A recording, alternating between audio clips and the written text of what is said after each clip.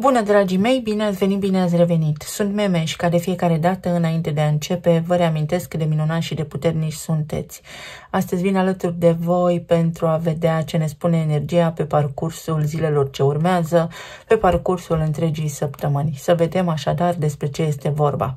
Dar înainte de a începe, vă mulțumesc tuturor pentru că îmi sunteți alături și pentru că reveniți cu drag de fiecare dată, iar dacă acum mă întâlnești pentru prima oară și rezonezi cu munca mea, te invit cu drag să te abonezi și să apreciezi acest clip. De asemenea, aici vorbesc despre lucruri complexe, vorbesc și transmit tot felul de informații care vă pot fi utile.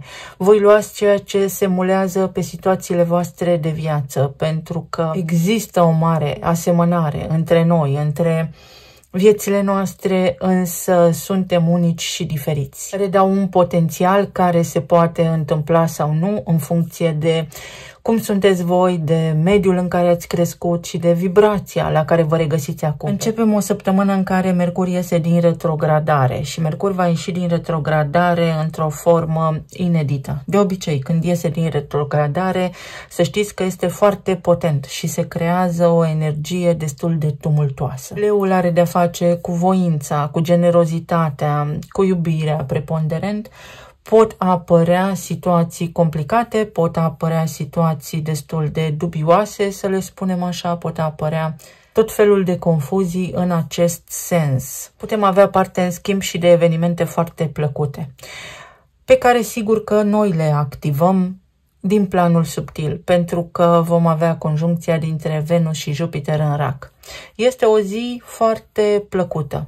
Pe data de 12 se întâmplă acest lucru, avem arcana Spânzuratul, care este o arcană spirituală. Este vorba despre iubire necondiționată, este vorba despre o schimbare de perspectivă, este vorba despre a da fără a aștepta ceva la schimb. Vom mai avea și o întâlnire între Mercur și Marte. Marte este în balanță, lui Marte nu-i place în balanță pentru că îl frânează. În consecință, săptămâna poate fi ceva de genul: ești într-un Ferrari, dar conduci cu frâna de mână trasă, pentru că lucrurile s-ar putea să te incomodeze puțin. Energia poate fi destul de inflamată în jur, poți avea parte de situații, de contexte în care oamenii să fie foarte orgolioși, să vorbească, să discute, să-ți spună lucruri fără filtre, sau poate tu vei fi tentat să faci aceste lucruri.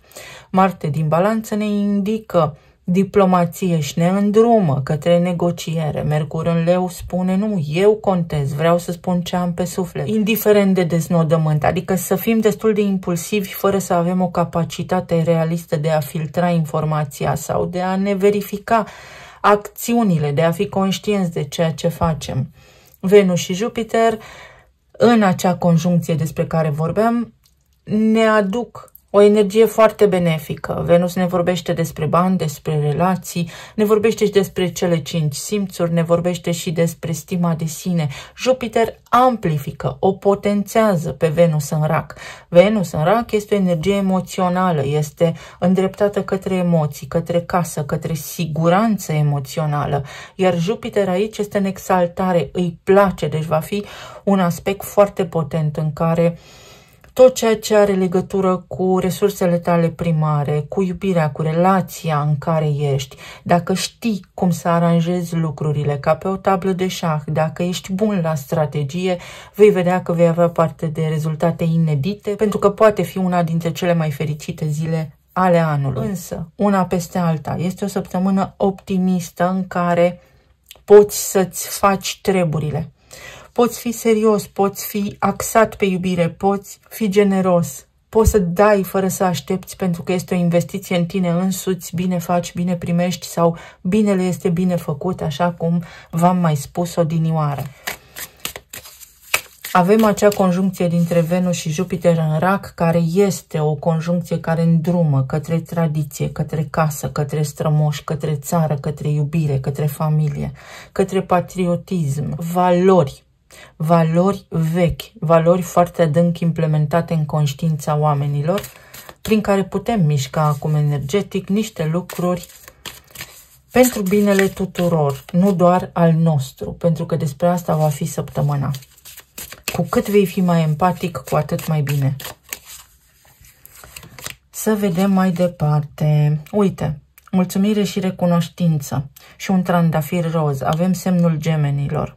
Uranus, care este acum în Gemeni, va clarifica foarte multe aspecte pe care le-ai trăit sau cu care te-ai confruntat, informații pe care le-ai acumulat și poate ți-au lăsat dubii începând cu anul 2023 și pentru următorii 7 ani, ceea ce faci acum până la sfârșitul anului, până în luna februarie anului 2026, va fi important pentru că vei vedea ecoul acestor acțiuni în următorii 7 ani sau în următorii 20 de ani.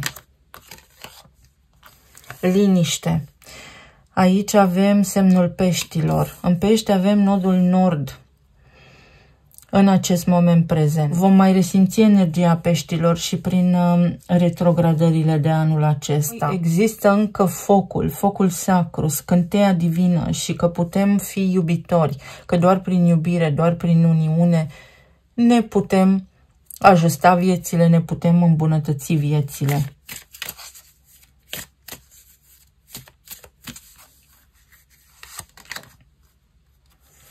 Dorință, din nou, este o săptămână bazată pe energie feminină. Aici avem arhetipul racului.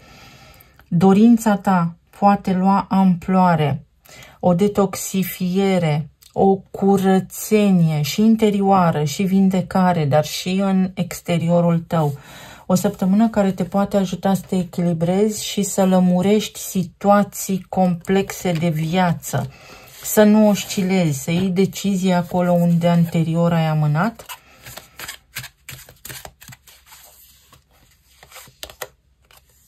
Codependența, capcanele în care ai fost prins sau să fii atent la lucrurile pe care ți le dorești pentru că s-ar putea să nu fie în favoarea ta, ci mai degrabă în detrimentul tău.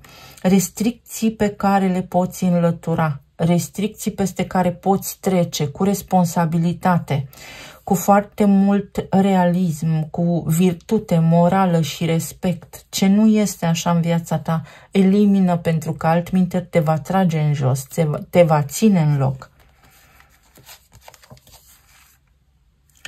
Unde există provocări în relații, mai ales dacă aveți căsnicii, este nevoie de liniște și de recunoștință acolo, dacă parteneriatul nu este clădit.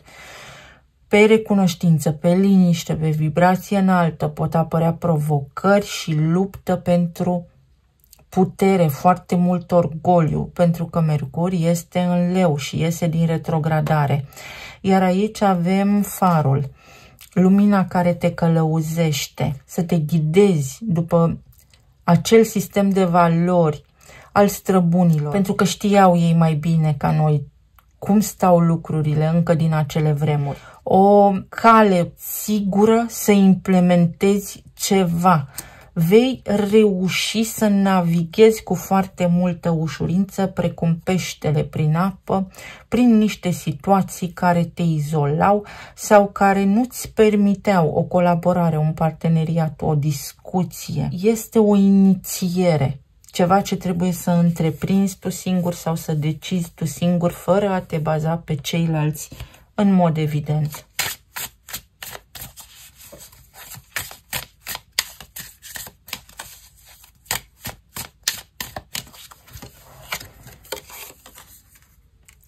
Faetonul. 4 de monede. 6 de cupe, temperanța, asul de monede și asul de spade. Faetonul.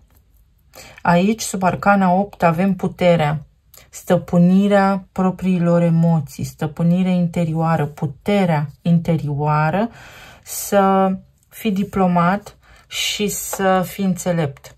Pentru că alegerea îți aparține în funcție de tine, se vor rezolva sau nu lucrurile care te apasă în acest moment. Iată că această perioadă îți oferă prilejul să acționezi din liniște, să ai acel răgaz de gândire, acel timp la dispoziție, nu te grăbi să iei o hotărâre și ceea ce faci acum nu este irreversibil, ci poți reveni. Poți reveni asupra alegerilor tale, te poți gândi, te poți răzgândi înainte de a lua această decizie importantă. Alegerile nu sunt tot una cu deciziile și avem la dispoziție timp să alegem ceea ce vrem să facem și să decidem dacă ceea ce am făcut, dacă alegerea noastră este una potrivită pentru noi sau nu. Pe zona de relații este o săptămână în care cineva poate lua o decizie în ceea ce te privește, revenind asupra unei alegeri anterioare. Dacă nu ai fost tu alegerea unei persoane și ai rămas cu gândul la această persoană, persoana respectivă, în planul subtil energetic, analizează în acest moment potențialul de a reveni asupra alegerii sale. Deci există un potențial de a discuta, un potențial bun între tine și această persoană, care să fie foarte echilibrat acum, pentru că anterior lucrurile ar fi fost foarte tulburate și ar fi dus către o luptă pentru putere. Practic, dacă ați fi fost anterior împreună, s-ar fi distrus ceea ce simțiți, pentru că nu era momentul și nici vibrația potrivită pentru voi.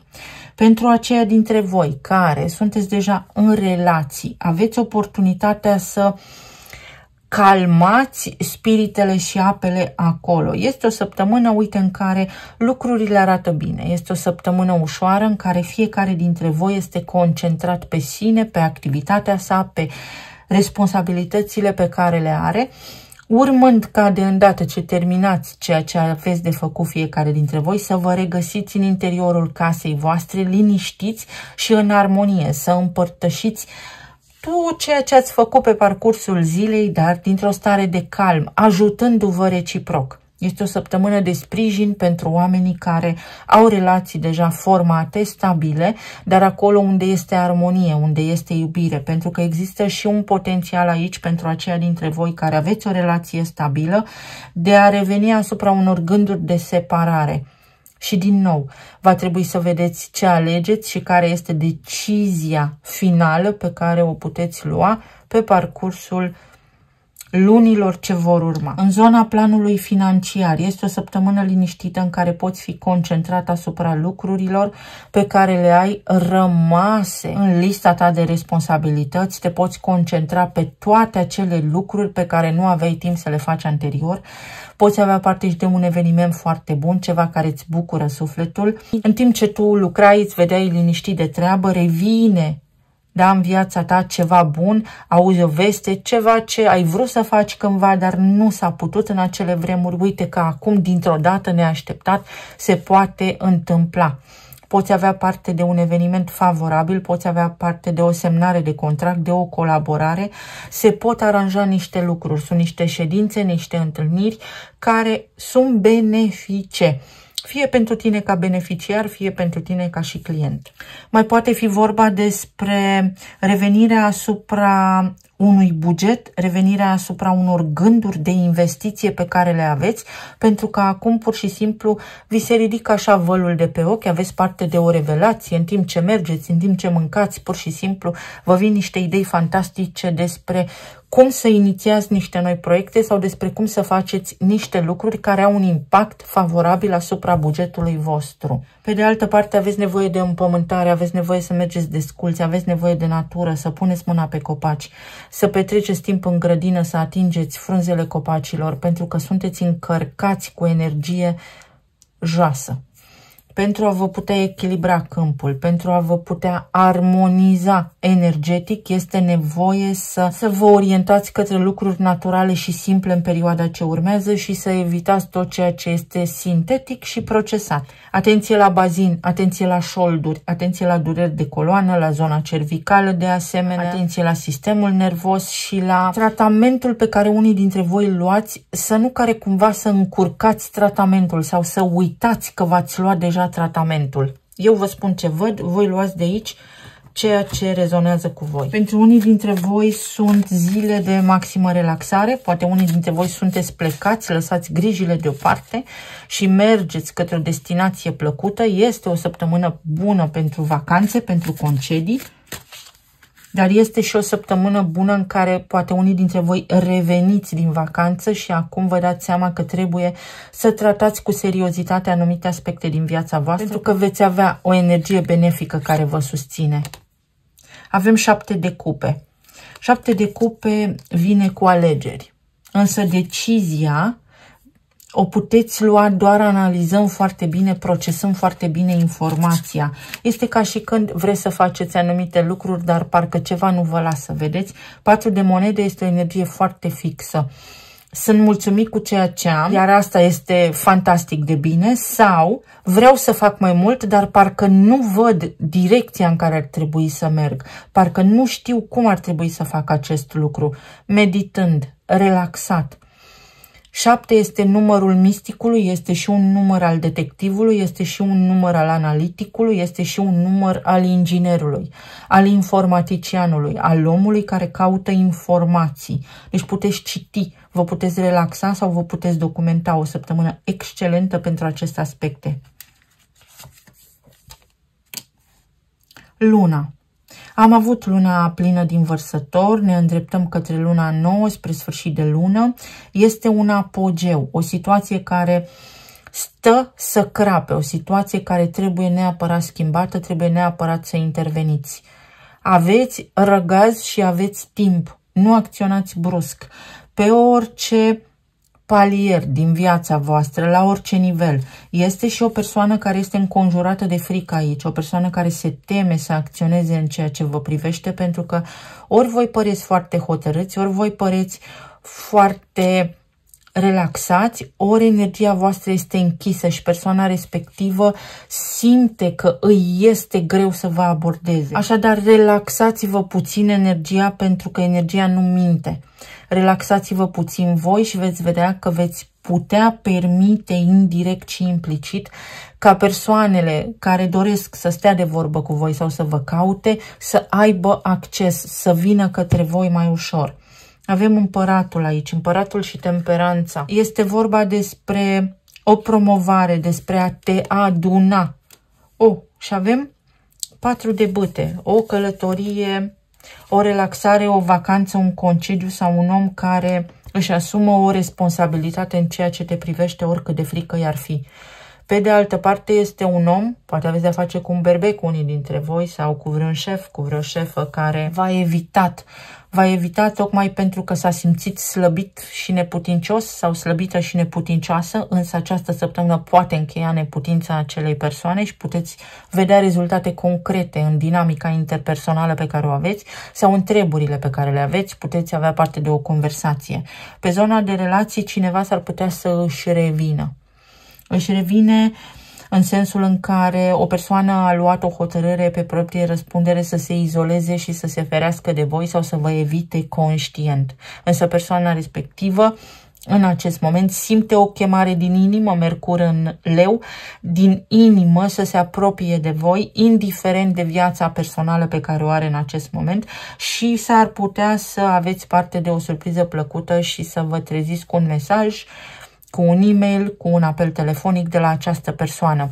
Dacă nu o va face în mod direct, energetic vorbind, se poate crea un potențial dacă și voi veți fi un bun receptor al acestei vibrații, să vă reconectați și să vedeți în lunile ce urmează, în săptămânile ce urmează, un rezultat concret în această privință, practic o întâlnire, o discuție, o reconectare. Mai poate fi vorba despre o sărbătoare, sărbătoriți ceva, vă iese ceva, aveți un succes într-o anume direcție, vă ies lucrurile așa cum ați vrea voi, puteți merge la o conferință, puteți să vă înscrieți la niște cursuri, pentru că de acolo vi se întoarce investiția. Poate fi vorba despre faptul că puteți cunoaște pe cineva, aceia dintre voi care sunteți singuri și nu numai, chiar și cei care sunteți în relații deja, în relații stabile, dar în relații stabile platonice. Și acolo va fi vorba din nou despre alegere și decizie. Scutul. O protecție. Vedeți, cineva încearcă să vă contacteze sau cineva se gândește la voi, dar aveți un scut creat, un scut ridicat din frică. Există o frică. Vreau să vorbesc cu această persoană, dar și există un dar aici. Aveți niște motive care vă împiedică sau această persoană a avut niște motive care au reprezentat impedimente reale pentru care lucrurile nu au putut avansa. Și începând cu această perioadă, lucrurile se pot debloca. Între voi, parteneriate, acces la noi locuri de muncă, acces la informații. Unii dintre voi vreți să inițiați niște proiecte, vreți să faceți niște lucruri, dar vă este foarte greu să luați o hotărâre. Analizați bine. O inimă care se vindecă, o bucurie, iertare. Este o săptămână foarte bună pentru iertare. Prin acea conjuncție dintre Venus și Jupiter, este o săptămână în care ierți. Trebuie să ierți, pentru că asta te dezleagă de trecut și de starea joasă în care te regăsești. Asta îți va deschide ție fortăreața către o nouă viață. Nu ierți, nu avansezi. Ierți, mergi mai departe și vei vedea cum apar în viața ta noi oameni, noi locuri, noi experiențe, noutăți, informații, fel de fel, care te ajută să progresezi, să evoluezi.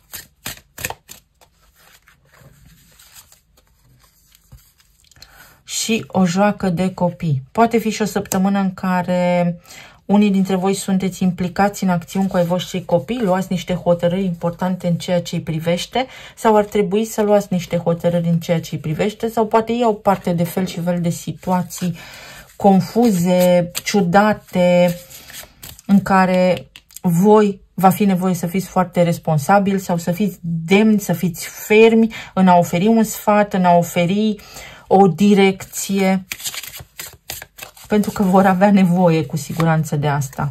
Angajament. O săptămână în care îți poți lua un angajament ferm. O săptămână în care ceea ce gândești, ceea ce faci, modul în care acționezi, în mod evident va avea un rezultat foarte bun în viitor, în funcție de ce decizii iei acum. Ceva se schimbă. Exact cum am menționat pe parcursul acestei etalări, ceva se schimbă într-o dinamică de relație stabilă. Este vizată stabilitatea unei relații. Este ceva, se întâmplă ceva în legătură cu o relație care a fost foarte stabilă. Și move on. V-am spus că vi se deschide fortăreața. Iartă și mergi mai departe pentru că investești în tine.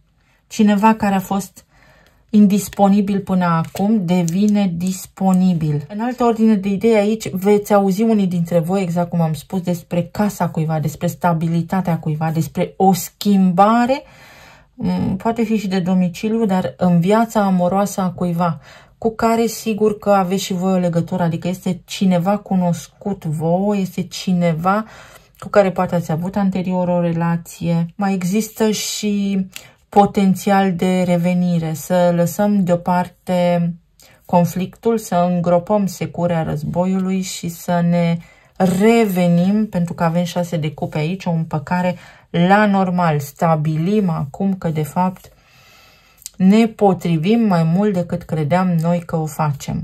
Să vedem ce ne spun și talismanele.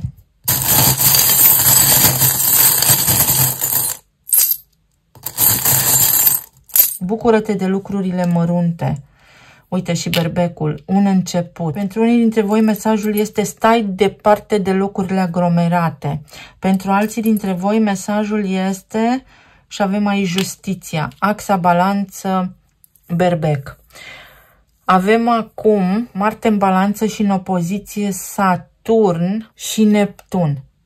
Asta înseamnă în felul următor, a fi sau a nu fi, adică să fac sau să nu fac ceva, sunt sau nu sunt potrivit pentru anumite lucruri, este cineva sau nu potrivit pentru mine. Vorbim despre afaceri, despre prieteni buni, despre contracte, despre parteneriate și colaborări. S-ar putea unii dintre voi să visați cu ochii deschiși către niște lucruri anume sau să fi rămas visând către niște lucruri, fără să aveți capacitatea de a acționa. Trebuie să lucrați la modul în care luați hotărâri și să fiți mai vehemenți, mai puternici în argumente sau să aveți o voință mai mare ca să se întâmple ceva bun, să vedeți un rezultat concret. Sau poate fi vorba despre niște situații care se reglează pe zona de relații. Acolo unde Saturn a creat obstacole sau acolo unde Saturn acum vă spune este o iluzie, trezește-te la realitate pentru că trăiești într-un castel de nisip, ca în povestea celor 3 purceluși. La prima suflare de vânt apare un conflict și de fapt tu trăiești în stres, ești singur în doi sau mai știu eu ce experimentezi. Un bilet către fericire și Marte în balanță. Cu Marte în balanță, cursuri de dans, distracție, voie bună, dansați, mișcați-vă corpul pentru că vă veți simți mai bine. Pentru alții dintre voi începe ceva, o călătorie, ori faceți o călătorie într-un loc îndepărtat, ori în concediu plecați unii dintre voi, ori este vorba despre faptul că trebuie să analizați cu foarte mult tact, să aveți o strategie excelentă pusă la punct înainte de a lua acea decizie despre care vă vorbeam.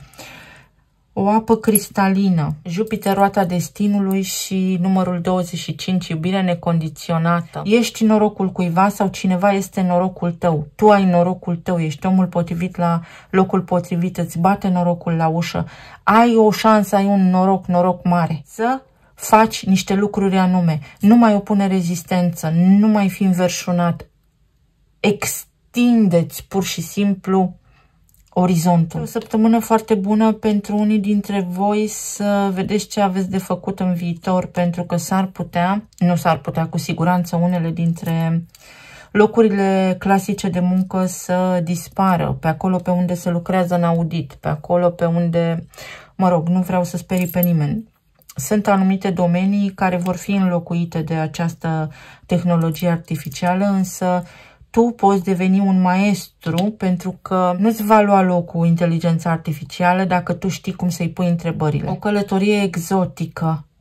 Pentru alții dintre voi a venit momentul să te relaxezi, să lași puțin grijile deoparte. Uite, ești stresat din cauza banilor, din cauza unor lucruri care nu ies exact cum ai vrea tu să iasă. Nu te enerva, nu te inflama, pentru că asta s-ar putea să-ți facă Mercur acum în Leu, ci mai degrabă stai liniștit, stai puțin că se rezolvă. Uite, e ok, în regulă, ești vulnerabil, ești descoperit acum. Lucrurile se liniștesc, apare o soluție pentru tine, apare de nicăieri, pur și simplu. Apare și ești bine, vei fi bine. O dragoste care poate renaște, ceva renaște. 2 zile, ori un parteneriat, 2 puncte, 2 săptămâni, 2 luni, ori ceva ce are legătură cu anul 2022. O regenerare, dopamina, motivația. Nu te enerva în trafic sau va fi important să te gândești. Uite, Ferrari cu frâna de mână trasă și uite din nou farul. Tot acolo ajungi. Mai devreme sau mai târziu ajungi acolo unde îți este potrivit. Gândește-te bine înainte. Pentru alții dintre voi s-ar putea să aveți de face cu oameni nerăbdători, care nu au răbdare, nici la mine aici nu au răbdare oamenii să se uite, se abonează, se dezabonează, se uită 5 minute, închid clipul. Oamenii nu mai au răbdare, vor repede, cred că totul li se cuvine. Așa s-ar putea să apară diverse situații în săptămâna ce urmează pentru voi, în care, uite, să vă dați doctoratul în răbdare și în diplomație, pentru că veți fi mândri de voi. Pentru alții dintre voi încep noi etape, iar altora dintre voi deja vi s-au dat foarte multe semne. Ce mai așteptați? Acestea sunt mesajele. Nu contează unde. Uite, o bucurie. Nu contează. Bucură-te, nu contează. Lasă deoparte stresul, lasă deoparte anxietatea, pentru că tu ajungi acolo unde trebuie. Nu te stresa pentru ce ai avut și ce ai pierdut. Dacă ai pierdut, n-a fost pentru tine. Iar dacă s-a făcut o nedreptate, vei recupera, pentru că avem aici justiția. Vei recupera. Poți recupera ceva ce a fost pierdut unde s-a făcut o nedreptate. Avem inițialele T și O. Un destinatar, o informare, o informație. Primești sau dai. Iar această informație te asigură.